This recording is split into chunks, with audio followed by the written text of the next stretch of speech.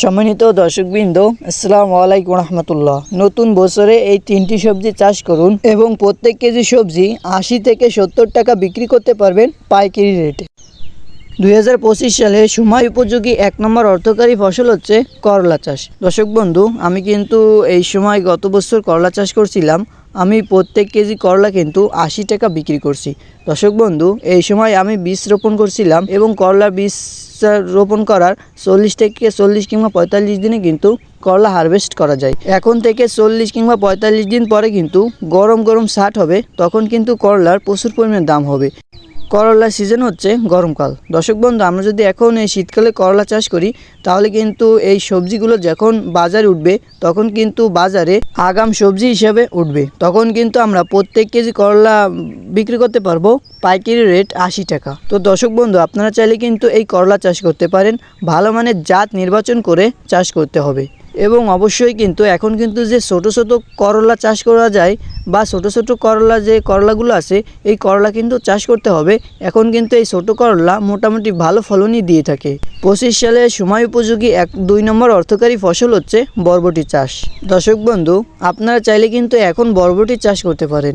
দর্শক বন্ধু, এই শীতকালে কিন্তু বরবটি গাছের ফুল তেমন ঝরে না এবং গাছগুলো কিন্তু খুবই সুন্দর এবং সতেজ হয়ে থাকে এবং এই শীতকালে কিন্তু বরবটি গাছে তেমন কোনো রোগ বালাই লক্ষ্য করা যায় না এবং তেমন কোনো পরিচর্যাও লাগে না এবং এই বরবটির বাজার মূল্য কিন্তু আপনারা 80 থেকে 70 টাকা বিক্রি করতে পারবেন। তাই আপনারা চাইলে কিন্তু এখন বরবটি চাষ করতে পারেন। আমিও কিন্তু এই বরবটি চাষ করছি।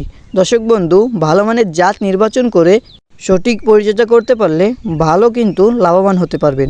দর্শক বন্ধু, জাতের কথা বলবো না, কি ভালো মানের জাত এবং কোন জাত লাগাবেন সেইগুলো বলতে গেলে ভিডিওটা অনেক বড় হয়ে যাবে। তাই কমেন্ট করবেন, কমেন্টে বলে দেব কোন জাত ভালো এবং কোন জাত চাষ করবেন এবং আমি কোন জাত চাষ করছি। 2025 সালে সময় উপযোগী 3 নম্বর অর্থকারী ফসল হচ্ছে ভেন্ডি চাষ। দর্শক বন্ধু, আপনারা অনেকেই ঢেঁড়স নামে চিনে থাকেন। আপনারা চাইলেও কিন্তু এই সময় এই ঢেঁড়স চাষ করতে পারেন। দর্শক বন্ধু, ঢেঁড়স চাষ করতে গেলে কিন্তু তেমন কোনো খরচ হয় না এবং তেমন কোনো সারেরও প্রয়োজন হয় না এবং তেমন কোনো কীটনাশকেরও প্রয়োজন না এবং আপনি যদি এই সময় ঢেঁড়স চাষ করেন তাহলে কিন্তু গাছে তেমন কোনো রোগবালাই লক্ষ্য করা যাবে না এবং গাছে পর্যাপ্ত পরিমাণে ফলন হবে। ঢেঁড়সের ভালো মানের জাত নির্বাচন করে এবং সঠিক পরিচর্যা করতে পারলে কিন্তু একটা ঢেঁড়স গাছ থেকে কিন্তু 3 থেকে 4 কেজি এবং 5 কেজি ঢেঁড়সও একটা গাছ থেকে সংগ্রহ করা যায়। এছাড়াও দর্শক বন্ধু, আপনারা চাইলে কিন্তু শসা চাষ করতে পারেন এবং চিচিঙ্গা, ঝিঙ্গা এই সবজিগুলো কিন্তু চাষ করতে পারেন এবং দর্শক বন্ধু, আপনারা চাইলে কিন্তু বেগুন চাষ করতে পারেন। এই সময় কিন্তু বেগুনটা প্রচুর ভালো হয়ে থাকে এবং বেগুন গাছে তেমন কোনো রোগবালাই লক্ষ্য করা যায় না এবং সামনে রমজান মাস, সেই টার্গেট নিয়েও কিন্তু অনেকেই বেগুন চাষ করছে বা করবে। আপনি চাইলেও কিন্তু বেগুন চাষ করতে পারেন। বেগুন চাষ করা কিন্তু অত্যন্ত লাভজনক একটা চাষ এবং দর্শক বন্ধু, আপনারা চাইলে কিন্তু ঝিঙ্গা, চিচিঙ্গা, দুন্দল এই ধরনের যে সবজিগুলো আছে আপনারা চাইলে কিন্তু এই সবজিগুলো চাষ করতে পারেন। এই সবজিগুলোই কিন্তু এই সময় ভালো ফলন দিয়ে থাকে এবং এর বাজার মূল্য কিন্তু ভালো থাকে। দর্শক বন্ধু, এখন কিন্তু অনেকেই শসা চাষ করবেন রমজান মাস টার্গেট করে বা আপনারা শসা চাষ করছেন তাদের জন্য কিন্তু অত্যন্ত ভালো সুসংবাদ। কিন্তু যারা এখনও শসা চাষ করেননি বা সামনে শসা চাষ করা চাচ্ছেন তাদেরকে বলবো আপনারা শসা চাষ করিয়েন না। এর কারণ হচ্ছে রমজান মাস টার্গেট করে কিন্তু অনেকেই শসা চাষ করছেন।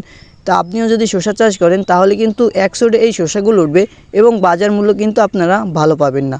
আগাম সবজি চাষ করতেছেন, ভালো বাজার মূল্য পাবেন, তার জন্য সেই মূল্য যদি না পান তাহলে তো আপনি লাভবান হতে পারবেন না এবং এখন একটা শসা চাষ করতে গেলে কিন্তু আপনার একটা গাছে 30 থেকে 35 টাকা খরচ হয়ে যাবে আর আপনি একটা গাছ থেকে হাইরেস্ট 50 টাকা বিক্রি করতে পারেন এবং আপনারা যারা শসা চাষ করছেন বা বীজ রোপণ করছেন, গাছের বয়স হয়ে গেছে অলরেডি 5 থেকে 7 দিন, তারা কিন্তু অবশ্যই ভালো পরিচর্যা করবেন।